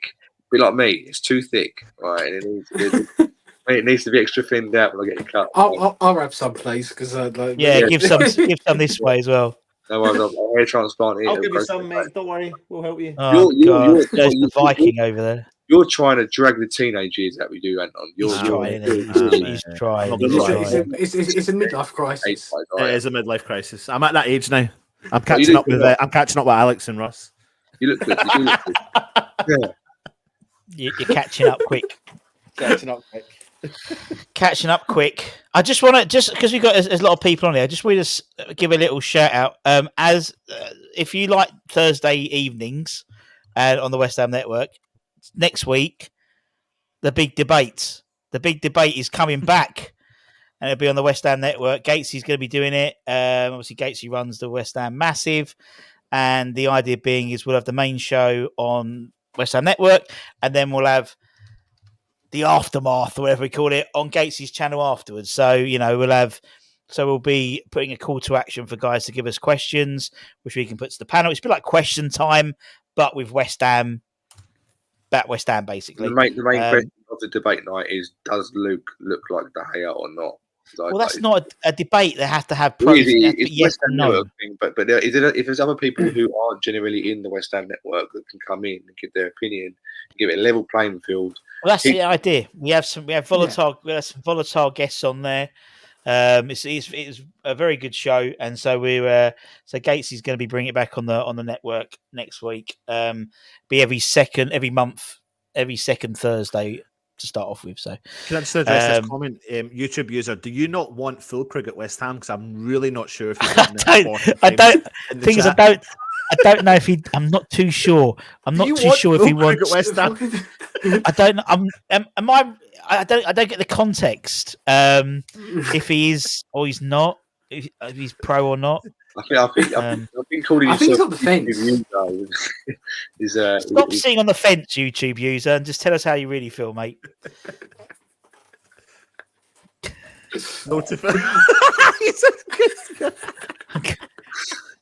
Oh, I do love YouTube user. He always comes on and gives his opinions, and it's usually about Fullkrug. It's usually about the folk. So I think he's indifferent to it. Says Maltese Hammer. Yeah, indeed. To me, he's not sure. I don't think he's a fan. I'm just getting that impression. Oh, I love it. Oh, I love it. And also, actually, we got Budgie in the chat as well. The old school Hammers will be back next week as well. Next week it all starts. Al, you back next week? You starting next Tuesday? Yeah. Alex is starting again. Yeah. I'm back as well. Yeah, I am now. Yeah, I hadn't thought about it, but yeah, I'm back. I mean, Jamie's back, so we have the full lineup next week. Irish Tommy should be back on next Friday as well. And I'm really looking forward to talking about our new signing, Fullkrug. I think he's going to be great. I've got a guest for you. I think he's a big fan. This guy, I think he'll come on and tell you exactly what a great signing he's going to be for us. Oh dear. What? Now the interesting thing I think is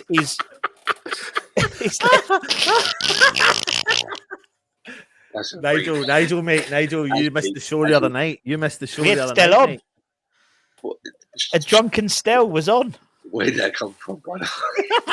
and then I had like a fever dream, and I woke up at 3:00 in the morning, and I think Stell was live streaming the game. Was he like? I think he was. I can't find it. I think he's banned himself. I think he banned himself because he was quite drunk. He was quite drunk, bless him, wasn't he? That's why he's keen on. If you put glasses on me, do you reckon I'm a bit like Stell? I'm just trying to think. I'm picturing it. No, I think he's actually meaning. I think he's meaning Alex. I think he means Alex. I think he's meaning Alex. Really? I've got glasses. What? I mean, there's a similarity there. Oh, very good. Well, if you're watching and you like this sort of more like relaxed content, keep an eye on the West Ham Network because we'll have some announcements coming up in the next week or so when Anton decides what video he wants to put up for the announcing video. Because there's a lot of stuff happening with the network in the next for this season. So keep an eye on that. Keep an eye on that. Loads of stuff coming up, which is very exciting. Very exciting indeed. What's that? What we doing? What we doing? Just all that other stuff we've been talking about for the last 2 months. That stuff. Wasn't he drunk the last time that the talk was going on? Yeah. Last time he was drunk at the Harry Open Potter. in Troon. Yeah. Yes, he had his glasses on in Troon. Didn't he? Yes, Yes, yeah. Where they've gone. Yeah, no, I was rather pissed. Well, tomorrow we'll have Your Safe Friday, the phone-in show. So don't forget to phone in. Otherwise, it'll just be Anton and Damien again because they love to phone in. Please let me just let me reiterate this, right?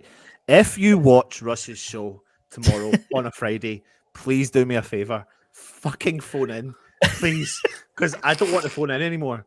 And he needs new people to phone in.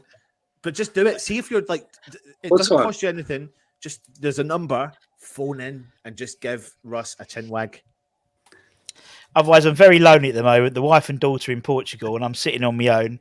You must be living life. You must be loving it, mate. But you don't, Luke. You don't. That's the thing. It's one of those weird things where you think, great, yeah, I've got all this time to myself. I've got 10 days to myself, so yeah, and I'm just sitting there. I'm like, right, hold on. Right. Ted Lasso, The Boys. I've seen Ted Lasso. I've completed it. Oh, Luke can't get his head around the fact that we have jobs, we have kids, we've watched all these TV programs, and then he's like, "Where the fuck do you get the time?" Because I'm like, "It's true though." No, look, I'm not being. No, you. I don't know Russ. I don't know Alex either, but like your lifestyle has never. How you haven't broken down yet? Like I remember the old days when you. I'll take you back down memory lane. You talking when I first joined the channel. You used to tell me the things that you were doing, like work wise, with the kids. Kids were really young back then. It was like really young, and like I was just you used to come on and have to just like psych yourself up before a video because you were just like stressed. You had the biggest bags of any bloke in Scotland and like under your eyes, and you were just like, I don't know how I'm here. I don't know how I'm able to do this video. I'll have to do this video because it has to go on the network. And it was like back in United, but it was like So you have always, I think you're one of them people. If you make like you enjoy stress. You enjoy stress and being told, yes, you enjoy it. People say, but I don't actually feel a lot of stress. You've gone past it. Your stress is nothing to you now. No. I feel stress when it's real stress, but I don't. This is not real stress. This is enjoyable. Yeah. Like it's. I'm not saying it ain't, but I don't think I could do it. I don't think like this is what like I'm joking a little bit, but I mean any YouTubers out there, I've said to people before. The work you put into to do this regularly, almost as it's a job, but it's not a job at the same time. It's mad. Like it's ridiculous. I couldn't do it. I genuinely could not do it. So fair play to you all for doing it. Yeah. There you go. It's a lifestyle. It's a lifestyle choice. What a love song. What's going on? Yeah, got deep. I got deep. I get it. Russ does not want me on this stream. I don't know what she's doing. I'm going to go in a minute. I'm going to go to bed. I'm knackered. Use 3 tracks to get this out of me, but yeah. Just tell me how much you love me, please go. First back. Love it. Right. Hey, you can't beat Michelle Hansen. I get it. This face. Oh no, never. Like I was gone. I was gone. Honestly, to repeat that story now for anyone that wasn't there is really tough, and I can't fucking remember. It just makes me laugh. I can remember. I'm exactly what happened. You didn't live here for like a week, but I was on with Matt, wasn't I? I was on with Matt, and I was I think it was my first hosting time or second hosting time, something like that. I was a bit nervous, and you were like, "Look, just relax and just go with it, and let Matt do the talking, so you can look at the comments, etc. and stuff like that." So I was trying to do a really good job, and you were in the comments saying to me, "Going, no, you're doing well, keep up, you're doing well. Just make sure you look at the comments and keep the comments out." And then as I finished, some woman, I can't remember if she Atman's hands popped up just as I was finished saying, "Can I have a shout out?" And I was so desperate to do really well and to to please the comment section that Matt was mid-sentence or just like mid-breath in between words. I just went, Michelle Hansen, all confident. And then tears. I actually got tears again. I didn't think it was that funny second time over, but it fucking is. It's fucking really funny. Oh dear. Oh shit! I'm so sorry. It's such shit content for anyone watching right now, but it's just so funny. it just Literally went Michelle Hansen. Michelle Hansen, just totally out of the blue. Oh yeah, it was that, but it was the fact that Matt was full screen talking about the subject. Right? Fuck off! Oh, love it. Love it. Matt was talking, and it panned out, and Anton was just in floods of tears. Like, he couldn't control himself. I wasn't the only one. I wasn't the only one. Oh, you'll have to find it, Anton. You have to find it. I don't know how to find it. I have no idea. I have no idea how to look at the back catalogue. I have not a single. I've done it before. I don't know what to think about it.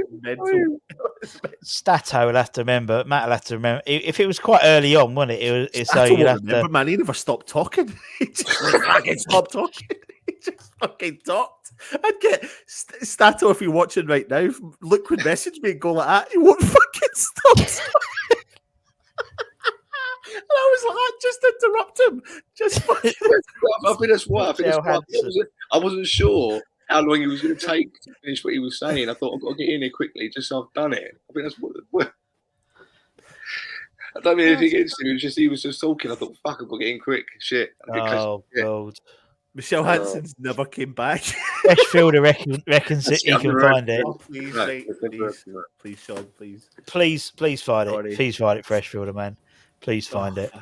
Yeah, it would have been. It's still in the back catalogue here, so because it's changed the channel name over, so it's still been this one. Oh, we'll have to find it and we'll put it out. Oh God! Right. Well, until tomorrow, gentlemen, we'll see what happens tomorrow. What crazy news comes out? What bids have been rejected? What's fallen through? What's back on? I see we have for 3 days now. That's going to keep you going for a little while. I think. I hear we're going to put in a bid for Osman or whatever his name is. Ibrahim Osman. Yeah. We're going to put in an offer for him because we want a player from. Isn't Carlos Borges? Isn't he leaving Ajax? Because that worked out really well. Bacca's coming. Carlos Bacca. I've heard he's taking the ticket. He's the next one doing the medical. Behind him's Idegger Johnson. Yep. That was an old school one. You can't have a Nesri. Was it they seen it at Canary Wharf? Oh shit, I love it. Milenkovic. You always see someone at Bekovic at Canary Wharf or something like that. No, it was Nikola Milenkovic, wasn't it? That's who he was gonna. It was at Canary Wharf. He was gonna sign, but he's gone to Forest for 12 million quid. We will, Bill. We'll find it. Fresh will find it, and we will put it on. That will be. That'll be on. It'll go viral for all the wrong reasons. It'll go. We'll have it on TikTok. Follow our TikTok. It'll be in it. Luke does the Insta. It'll be on Instagram as well. I've done a few things on here. I think I fell off a chair once when I was on with Rich years back. I was mid talking, and I had a chair with a dodgy leg. I don't know, I had to sit in a certain position. I lost concentration for a few seconds. I literally just went bang like that, and it went down. That was one. I think I wasn't on watching that one, but yeah, I definitely. Yeah, no, it wasn't as funny as obviously that other one. But yeah. Good point by Budgie. This Marco Boogers was the last Dutch player to play for West Ham. No, Marco Boogers. No, really? Nigel, you're in the chat. He was the last player. The last one we had in the books would have been Van der Hau, who never played for us. I think Jerome Bohr, he last played for us the season before Marco Boogers. Nigel's in the chat. He'll be able to verify that. I'm pretty sure he's the last Dutch player to have played for West Ham. Who was the other geezer? And he was a winger. Did really well for us. So bodes well for Summerville. It was the one, the goalkeeper we signed. I think his first season back in the Premier League under Allardyce. I think it was him. Is it, That was the season before, Fresh. No, You're thinking of what's his name? Raymond Jaskalainen. van der Hau. Oh, no. No, Jeskalainen. No, I think No. that's what I thought No, you were he's- thinking of. But he's not. no. He's not Dutch. it was a goalkeeper who played for us not a long. I think it was a cup. The former keeper. Man United one we had, Van der Hau, Raymond van der Hau. No, wasn't there? Nigel has confirmed it. Nigel has confirmed it. Marco Boogers was the last Dutch player to have played for West Ham. Hold on. Jerome Boer is dead now, isn't he? Yeah, he died a And couple of years ago, I think. Did he not lose an eye before that? Yes, I believe so. I believe so. Rue Boffin, yeah, but Rue Boffin never played for the first team. That's the one, Boffin. Yeah, that's what I'm thinking of, Boffin. Bit of Boffin, wasn't it? There we go.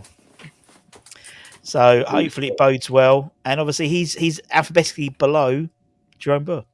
But Is there a main nationality? He's Belgium. He's Belgium. He's not Dutch. Rue Boffin was Belgium. I know that rings a bell. No, actually, it does. Is there a main nationality that we haven't ever bought? We haven't ever played for us. Like I don't know. Oh, I don't know. No, I'm looking Well, at Nigel. there probably is. Yeah, I mean, there's probably one obscure one, but I don't think there's a major one because if you go through them all, we've pretty much got French, we've had German players, we've had Spanish players, Italian players, Brazilian, Argentinian, Colombian, USA, Canada, yeah, and Indian, says Nige. Indian. Can you name one Indian footballer? No, but I can name I can name one of our players who was involved with India, which was Stimac. Stimac was the Indian national coach until recently. Igor Stimac. Yeah. Who have we ever had a Canadian? Yeah, we've had what's his name? Craig Forrest. Yeah. Oh, Craig O. there you go. Tunisian. No, he wasn't. What nationality was Nobby Solano? It was Peru. Peru, that's it. Norwegian, Samuelson, Martin Samuelson. Did we not have a Tunisian? Did we not have a fullback who's? Did we not have Alex Bunbury played Canadian as well. Great shout, yeah, great shout. This. I think we should pause this. This is a show. This is a show. Russ is I'm thinking like a map of the world and like. Yeah. Oh God, here we go. Leave me to it. I'm gonna make it. I can do a map, and there'll be some players. Quiz. Yeah, I love it. Yeah. But I'm thinking this could be get some people on and Tunisia. I don't think Tunisia. I thought we did. Indian, no. Japanese. We have been linked with Endo from Liverpool. I've seen that. Which is someone that Tim knows well from German days. Yeah. You ask any Liverpool fan though, they were really surprised by him. It was really good for them. They loved him. You're correct there, Greg. You're correct there, Greg. 31. Yeah, Spectre. Yeah, Jonathan Spectre. Yeah, Jonathan Spectre. But also American guys. You've got Steve Potts, American ball. That's right. Yeah. So he was. Victor Obina. And Obina, yeah. Was there? What was the man that scored a Well, goal? our new young guy. I knew. He's just signed a pro deal. Amike Adiele. He's Nigerian as well. Who was the guy that scored the goal against Blackburn in the FA Cup, or was it the league? Emenike. Emenike, was he? Yeah, I think he was Nigerian. I think he was Nigerian. Yeah. Yeah, I think he was. Yeah, he was. He was Nigerian. He was. Yeah. Yeah. See, I cannot keep a catalogue of every single West Ham player in my head. I know every single name you're talking about, but yeah, just start.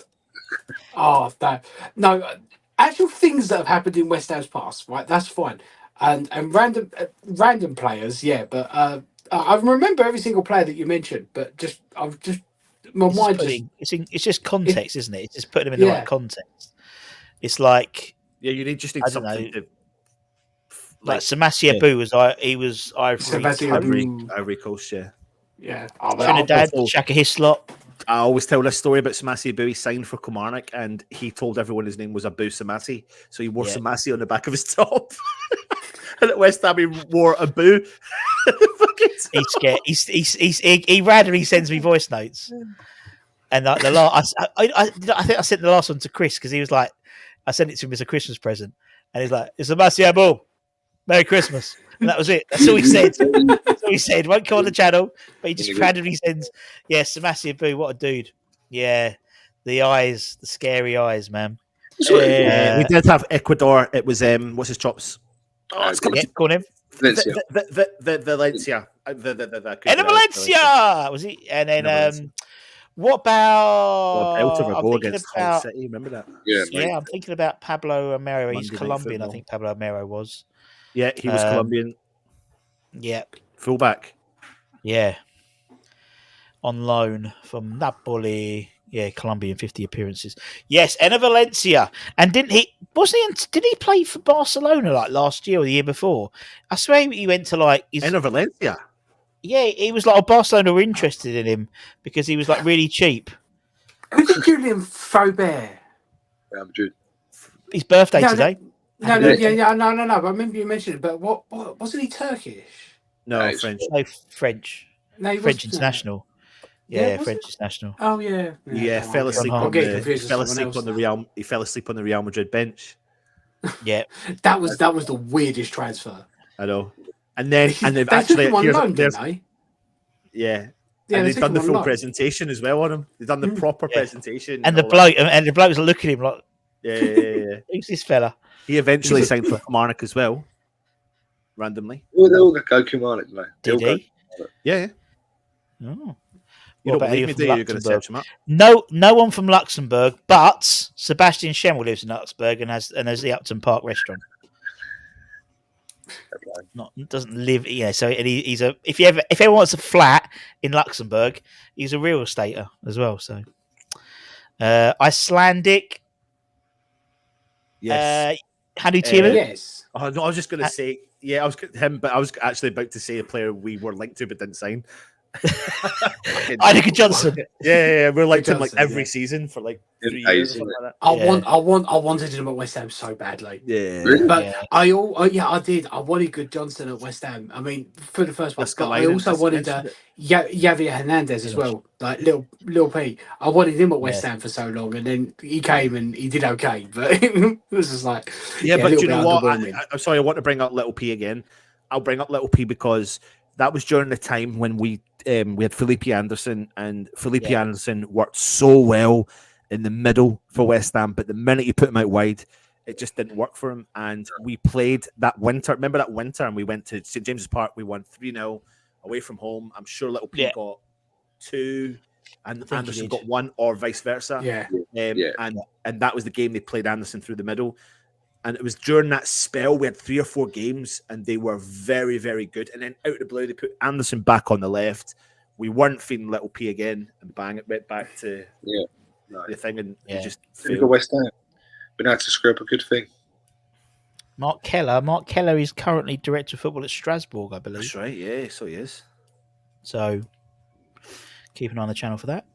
We've had an Argentinian, Peru, Uruguay, Brazil, Ecuador, Argentina, Chile, Mexico. If we're talking Javier about Margas. Who remembers Javier Margas? Javier Margas. His kids went to my friend's school in Loughton, and so his mum was like the one looking after them, and it was so obvious that he was only going to be there for a short amount of time because the kids were like just didn't want to be there. Yeah, didn't speak a word to the Queens. He won over the fans, didn't he? Because he dyed his hair claret and blue, and then he jumped out of a window. Then he jumped out of a window and left, didn't he? But he's had an amazing life since he's left. He went on like the Chilean version of Survivor. I think he got to like 3rd. And he basically is a bit like Mario Balotelli, and he bought like a whole jet and then just converted all the seats to beds and made it into like making a shagging hotel. And he bought like I think he bought General Pinochet's like Rolls Royce. He bought something like 30,000 pairs of jeans once, and he's like just crazy. And if you want to know more about him, we've got a video about him on the channel about his career since he left, and him, Danny, and someone else we did as well. Can't remember. Correct me if I'm wrong. I love.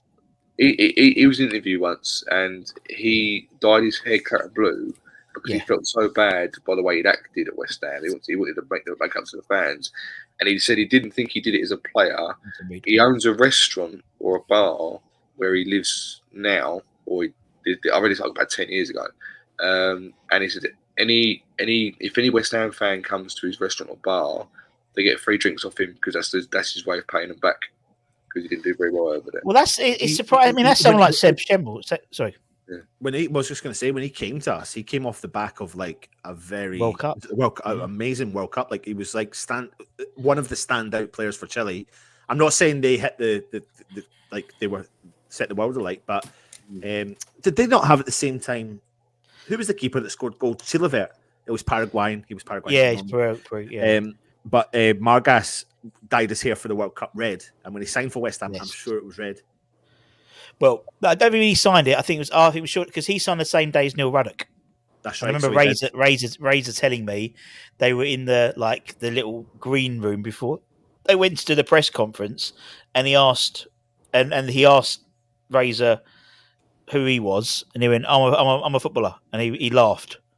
So it was because he was like he had to have like triple X in his shirt. I still think I've got the magazine upstairs. Actually, the Hammers News magazine. And that would, I think I've got the one of Neil Ruddock and Margas together, signing together, actually. So I'll need to look that out. The best one, the most unlikely one, as I said, we've mentioned about Seb before, about Schemmel.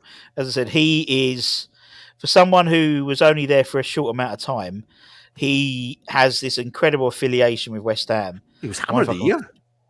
He won Hammer of the Year, didn't he? Then he had his hair cut and was shit. That's his own words. Now, I wonder if I could show you this. So this is what Seb has in his house. So he has, he's got Upton Park, which is the restaurant. This is what he has in his house, right? So I won't put the noise on, but this is his house, right?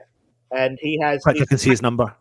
This massive video wall of him playing in a West Ham shirt, like one of those big projection things. That's in his house, and he walks past it every day. Mental, absolutely mental for someone who's only here for 18 months. He's got the West Ham tattoo. He's absolutely brilliant, mate. Absolutely brilliant. I think you never forget playing for West Ham. No, never do. Oh, this is great. I love these things where it just descends into just talking about random. Complete randomness. That is what we do sometimes, and we'll do a show of this. This is a show. This could be a good show. Whilst you say it, that's quite a nice little thing. So, Peach up in the sky. He had a channel called West Ham Random, and he would have loved this. He would have loved this. Yeah, he would. Would have loved it. Shout out to Peachy Boy. Rest in peace, mate. Yeah, rest in peace, mate. It's a couple of years now, isn't it? It's like 2 years, 3 years, isn't it? It's mental. Absolutely. Should have kept the curtains. Yeah. Well, that's the thing. Schemmel, he openly admits Trevor Sinclair cut his hair, and the next game from then on he was shit because he had that sort of, curtains, and he had the headband on. And yeah. I remember that. Top man. I tell you what, though, he was one of my favourite signings ever. Was Trevor Sinclair. I mean, that was the ultimate sort of swap deal, wasn't it? It was like Tim Breaker. It was Tim Breaker and Keith Rowland and money for Trevor Sinclair. I think Trevor Sinclair and Andy Impey. Did we get? Did he come after? Did he come after? I think he came after. Yeah, Andy Impey was around the same time as Titi Kamara. I think, if I remember, I think they both debuted against Leicester away. I remember going to that game, thinking that's it. Do you know what? Do you know the best? Oh, fuck off, Fabio. No way. All right, okay, we'll find it. What? We'll put it up as a thing. It's not actually called that, though. It can't be called that. Well, Fresh has found it, so anyway, we'll clip it and put it up as a short. Trevor Sinclair, the goal that Di Canio scored, which is the best goal ever scored at Upton Park, wherever it is. The ball to him. The goal would be possible if he hadn't had that exact ball. Well, it's a tackle. Vivian Foe. They never showed that tackle. That tackle, and then to Trevor, and the ball then was switched over to Sinclair. Yeah. Yeah. Fresh. Send us it on the Gmail, and because we'll put it up. Cheers, man. Good man. Trevor. Make it back on. Yeah. I'm done now. I've got to be up in a minute. Cause I'm gonna start creating my world, Matt. Ready for a quiz Look night. what you've done to him. Look what you've done to him. Hey, What else got to fucking do? Yeah, Talk he's to the just dog found again. something to do with all his spare time that he's suddenly got on his Just talk to the dog. You know, I made a pizza steak. I was so bored. Sorry. I've got 10 days. I've got 10 days on my own in a couple of weeks because the missus is going over to the Isle of Wight to go and spend 10 days with her mother-in-law with the kids, and I've got the things that have popped into my head is that, oh great, I can paint the stairs that I've been meaning to paint. Oh, I can change that tap. Oh, I can do that. And I'm just thinking of all the little jobs I can do around the house where they're not in. I'm like, oh, God, I'm getting old. I get given them, and that'll be my Saturday. I think I'll just bang them all out on Saturday. No, to this comment, I don't know of any player that went to my Roman Catholic school, but I know a lot of players that went to a specific Roman Catholic school in East London called St. Bonaventure's. And your dad. And my dad. Very well-known West Ham players over their life. So Ben Johnson went to my school. There we go. Which I only knew about when they did the clip of him doing the dance. Because it was like, oh, fair enough. What was your school? Well, Defoe went to St. Bonaventure's, Jay, so he must have went...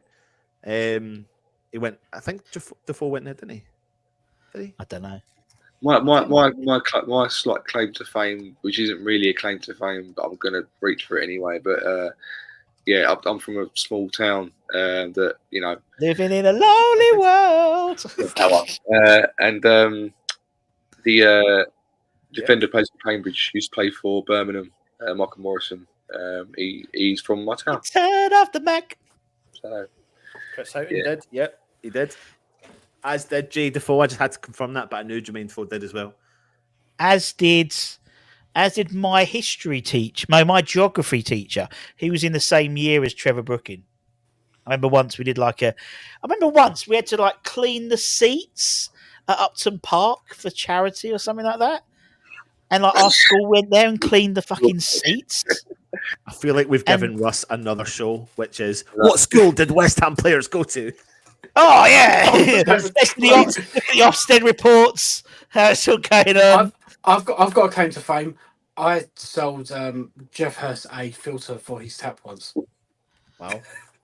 Was it one of those flashy ones? Was it one of those I went to the tap company that had Pacific tabs with filters on, and if you wanted to change your filter, you called up, and one day Jeff Hurst called up and said, I need to change for my filter. I said, okay, I'll sell you one for however much it was. Is it £66? It should have been £66. It should have. But the funny thing is, I didn't realise until afterwards when I was just processing it through. I was like, Jeff Hurst, Jeff, oh fuck.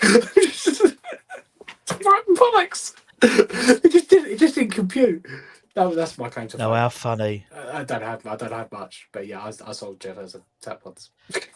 Well, I don't have a claim to fame. I live off other people's claims to fame. That's what I do. I don't have one. No. I just live off all the other ones. Oh, you're one of those. Oh, my mate once. Right? My mate once. Yeah. My dad, my mate, not me. I've got some good ones though. I've got some good ones. You keep them up your sleeve, innit? You just drop them out. Well, I lived a pretty boring life before I started social media. So, yeah, you moan a lot about how people slag you off about the hair, and your fucking profile avatar is the hair. I don't moan. I ironically. He loves it. Yeah, it's definitely a bit of banter. Bit of banter. Yeah, I could make a lot of jokes about everyone else, but I just think, you know what? If I can bring some element of joy to people's lives and take one for the team, then that's what I'll do. I do actually think it's quite on point. I just think that people are wrong, basically. They want to believe that I love the hair, then that's completely up to them. I'll play on the jokes, no problem. So keep you're a good sport. You're a good sport. You got to be in this world. You got to be a bit. You got to be a giver of light in dark times. If all that sort of stuff. Don't put the music on. For fuck's sake. Yeah. Sorry, do you know what I find really funny? And Nige, you'll like this if you're watching. Billy Horsel's just retweeted something from a company, right? Yes. And it's about golf tee production. So people have been asking Billy Horsel, where does he get his golf tees from?